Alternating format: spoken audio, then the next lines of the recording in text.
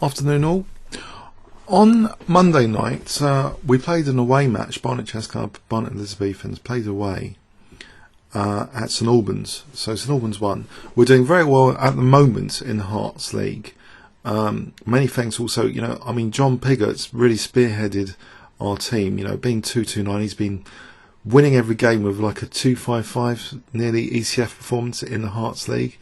But for this match, we had Genghis Hasman actually on board one, who's the same grade as me. But this recent Wood Green Barnet cooperation, so we've got a couple of excellent Wood Green players who previously didn't have access to the Hearts League, and they're playing for us now. And David Cutmore did very well tonight. He won his game. Alex won his game. So we actually won the match, but one game is still pending with a German's Genghis's game on one. So my game on board two. Unfortunately, I'm going to spoil the result. I drew, and this is like the third game in a row I've drawn in the Hearts League.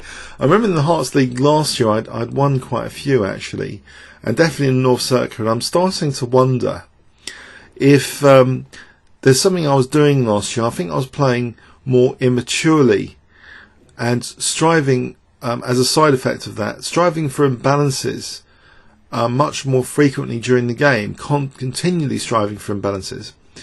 I believe, well, this is my theory anyway, is when I was looking at the Evolution of Style series, when we started looking at Tarrasch and how Tarrasch was preparing attacks, I made this like metaphor about preparing punches, and I thought that was a useful metaphor, and I used that in some games to try and stop me, playing so unsoundly, especially these unsound gambits which would fizzle the games out very quickly. But my new take on it is really looking back at a couple of key games from the Hearts League of 2008. I had a couple of very nice, immature, in inverted commas, wins, where I was gambiting, like a wing gambit against a Sicilian, Alekine's gambit against the French. So if you look for the videos against Byway and Stone, 1998 Hearts League, you'll see. But the thing is, it wasn't just the gambit stage at the beginning of the game. I was trying to do positional sacrifices quite a lot. So the key point is, without this aspect of trying to prepare punches metaphorically, it seems that I was in more of a continual pursuit of trying to create imbalances. That's my theory, and that's why I think I'm drawing a lot this year, much more than a couple of years ago. My play's a bit too maybe stodgy, maybe too risk averse. So we'll see from this game. This is another interesting example now. So third draw in a row. I'm starting to wonder. I know I'm playing very very very experienced foxes in Hearts League. So this my opponent here is about 187. Hollis. Very experienced player. So he plays as though he's playing like a Pirc. So Bishop E3, as though I might have an exciting game with Queen D2 and try and hack him up later. But no, unfortunately he's got a second-hand book on the hippo recently, which Andrew Martin wrote, and I'm going to be hippoed in this game. So A6. So there's nothing to touch at the moment in Black's position. And it's starting to be frustrating. I'm not given any exploitable targets by my experienced opponents in the Hearts League. I mean, okay, I'm playing maybe on average a bit higher up, but I really think I'm not playing as dangerously as a couple of years ago, or immaturely as a couple of years ago. I think I need to bring some of that immaturity back to my game. I mean, so what if we strive for imbalances a lot? We're not grandmasters, competing for money. It's to inject a lot of fun into your game. Why not sack exchanges and stuff? As you might win more games. You're not just going to lose more games. You're going to change your frequency of wins and losses as opposed to draws. And it's so easy to draw games. With a draw offer from either you or your opponent at one stage. You've got to be careful of just not ending up just drawing most of your games and not really enjoying the experience as much. So here, look, A6. Now, I could do, in effect, a positional sack here, which actually doesn't sacrifice anything to create an imbalance. Basically, I can accept that black's going to play, you know, moves like b5, b4 in the future, drive this knight, and potentially, you know, get some play. You know, maybe bishop b7, maybe knight. The scary one would be leaving the pawn on c4 on b5 and playing knight c4 later. Not bothering to castle. A scary scenario, which I have been hacked up with, you know, a few times in blitz. So black doesn't castle. He just waits for you to castle queenside and just attacks you basically. Okay, I mean, I was a bit wary of that, but it still could be considered here a positional sacrifice. For example, just to play queen d2, allow that to happen, and pick a strategic break point like playing for f5. So say queen d2, f4, f5. That could form part of a plan, or you just factor in this knight e2 to g3, so h4, h5. That could be another attacking plan, and so they both carry this kind of imbalance creation that you're saying, you know, give black the play on the queen side, because, you know, you're either going to get in something dangerous in the h file, or maybe f5, especially if there's a pawn on e6 later, if it's going to be a hippo with these two pawns here, then fine. So you're focusing on your strategic break, and you know it's at the expense of giving the opponent some counterplay. So this is chasing imbalance creation as opposed to preparing punches maybe. So I'm saying that, you know, that's the dilution in my play, and it's evident already, subtly, with this next move that I play, I think, which is a4. So in a way it's preparing punches, but in a way it's not throwing any punches. If you consider a punch like a positional sack or a strategic break, either with f5 or h5. So this is a bit of a lame move. And for the hippo player, I mean, they want to fianchetto both bishops anyway, and, you know, have the flexibility of, you know, both knights maybe to the centre, and then the flexibility later of either e5 or d5.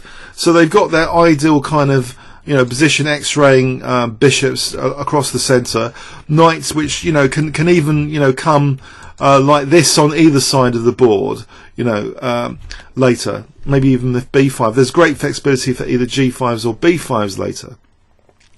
Okay, yes, I know I'm waffling on in this video, but I'm a bit disheartened at the moment with my draws. In the Hearts Congress, I did play more dynamically in a couple of games, and it seems whenever I play a gambit, I tend to win. So this imbalance creation, okay, it doesn't have to be tied up with material investments though. Okay, so just here, a4 is proven, really, it loses a lot of my potential plans to try and, you know, hack the opponent up, you know, with f4 or h5, sorry, f5 or h5 breaks. Okay, so bishop c4, and I'm starting to remember, maybe this is a bit like this very short versus Spillman game in the British Championship a few years back, where Spillman was maybe playing a bit too elaborately, and he had a tactical blunder, and it was a quick loss. So I remember, you know, short just about classically. So that's not really a good justification for bishop c4. You know, e6, what will be my breaks here in the position? Okay, so knight f3, and he plays knight d7. So the hippo formation continues. Get both knights here, fianchetto both bishops, wait in the centre, then the hippo can emerge at the appropriate moment from the water with either e5 or d5 with some effect. Okay, and I thought, well, you know, I can go for an attack surely with h4, h6, no worries. Black's ready to close up the position. h5, he just plays g5 now. So maybe h5 is a mistake.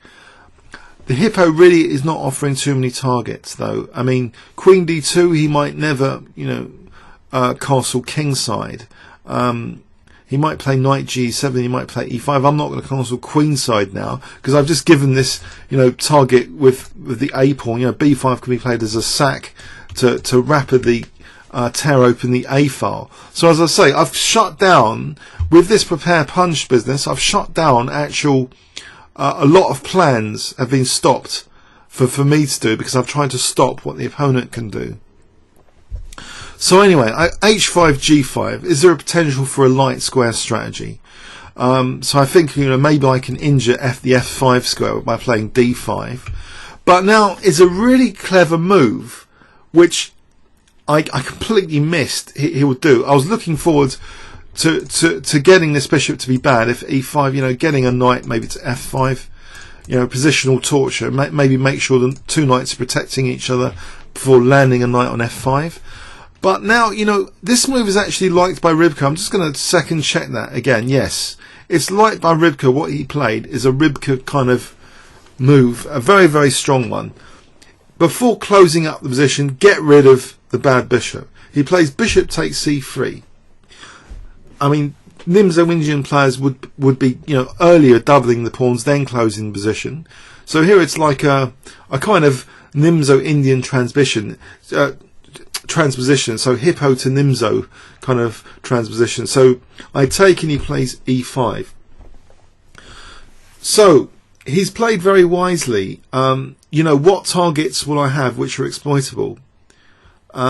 It's no wonder, I play games like this where a4 throws away a lot of attacking ideas, which you can't really emphasize your attack if you've invested a lot of moves trying to stop what the opponent can do. And the plans are far more restricted now, especially now I've also committed on the king side. So we've got a closed position. Potentially if I'm not careful, maybe f4 will be good for a knight. But at the moment, there's no roots to that because the h5 pawn is doing something. Okay, I try and play on the light squares. I play knight d2, maybe in the future, knight f1 to e3 or g3 to f5 maybe. So knight c5, but at the moment I've got to protect this pawn. And I'm a bit worried about f5s as well in the future. But again, f5s comes at a price. If I've got ef and I can win the e4 square, then maybe that's good to allow f5s. These things about stopping the opponent's plans, you're shutting down your own plans. Sometimes, again, this is very committal, stodgy.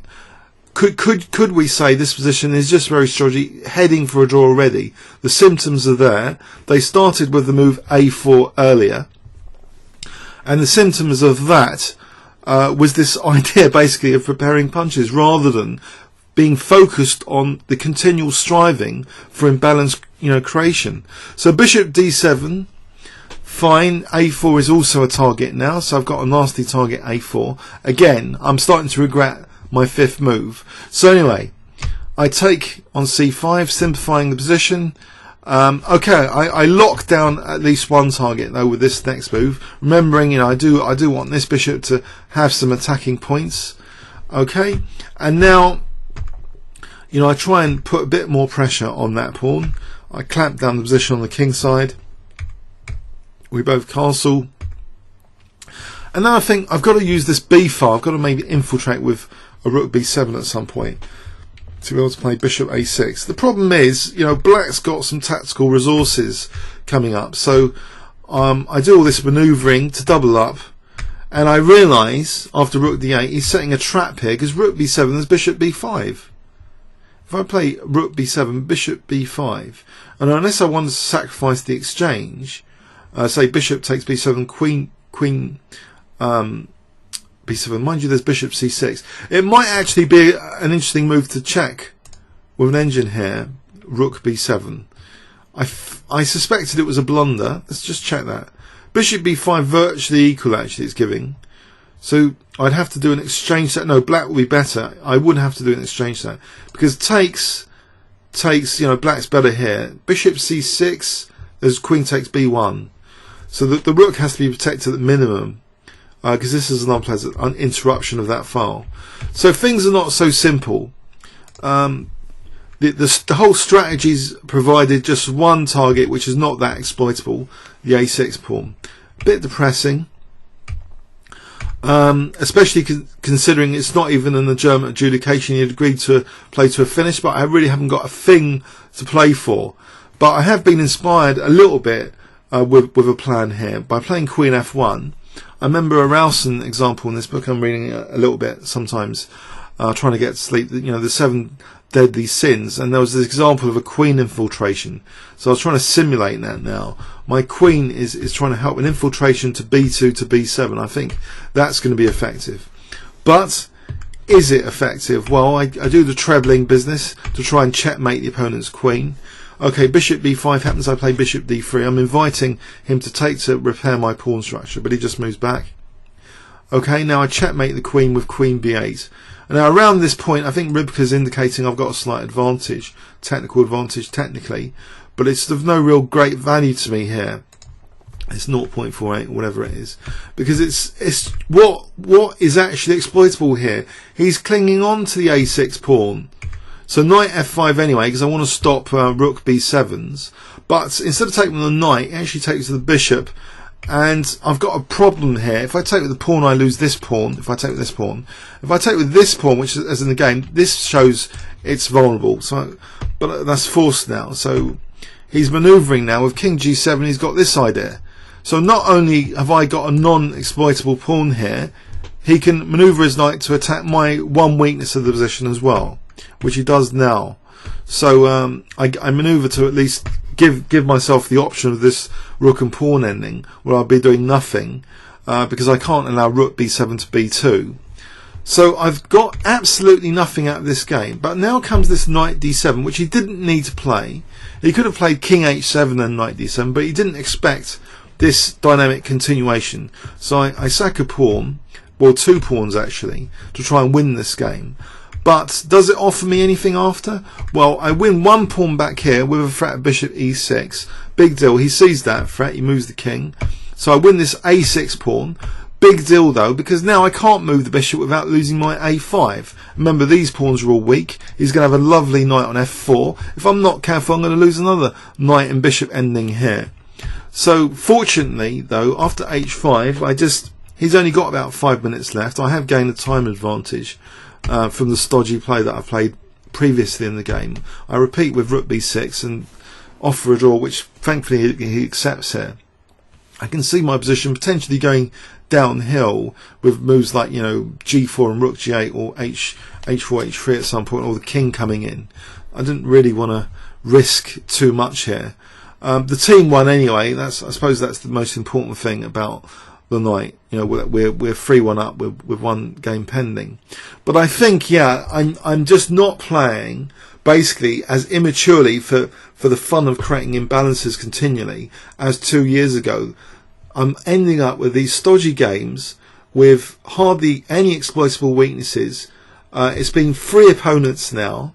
Okay, I'm still averaging just about, I think, over 200, because I did have 2 fortunate wins, but I've had about 4 draws now in Hearts League. So 2 wins, 4 draws. I know it's great not to lose, but it's so easy, to offer a draw, especially if you've got a high rating. The opponent's just going to take it. It's like, and you'll miss out experiences. So I think I've got to go back to the gambits, back to the continual striving for imbalances, because those are the variations also, if you think about it, where you're like sacking exchange, which the opponents, especially short of time, they're not really going to calculate those as much as the normal variations. So not only getting the psychological pressure of the unexpected, but also, striving to emphasize, your trump cards through positional sacrifices helps you win games, and you're not also burdened by all these extra moves to try and stop your opponent's plans, which actually at the same time end up shutting down your own plans.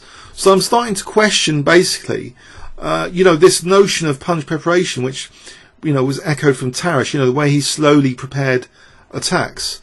I'm thinking it's a dilution of my play. I'm not playing as dynamically, I believe, as 2 years ago, in effect. Let's look then. So, it all starts with a4. This poxy a4. Instead of trying to do something constructive with the position like f4, knight f3, bishop d3, and punch with f5 to inflict something, and maybe sack the exchange on the f file or something, or at least 1 or 2 pawns to try and maybe get a queen to h4. No, none of that. I shut down a lot of my plans with a4, and we end up with a position where I haven't really got a strategic break. h4, h5 is adequately going to be defended, first with h6 and then with g5. And then this beautiful move, bishop takes c3, gives me nothing to look forward to at all in the position. He just takes on c3 and then e5. Very logical stuff. No bad bishop. The knights are revelling in this closed position. The hippo has completely succeeded. I've just got another stodge game with white, with no exploitable weaknesses apart from a6, and even if I won a6, I'm not going to be able to move a piece without losing a5. So it's a depressing game, But I think there are more abstract points about the game and about the philosophy, which hopefully you'll see in my future up and coming games that I'm going to try and play more dynamically, more exciting chess, risking the opponent having initiatives, more material, etc. Because I do want to be able to carry out plans without too much time lost with all this other stuff, this other careful stuff, which just end up giving nothing to me. No problems on the opponent, hardly any exploitable points. In fact, I've got the exploitable point here, h5, which he now starts to probe. So a draw in this game was justified. The exciting bit in inverted commas was here, where I sack 2 pawns, get both of them back, and then draw. Okay, comments or questions on YouTube?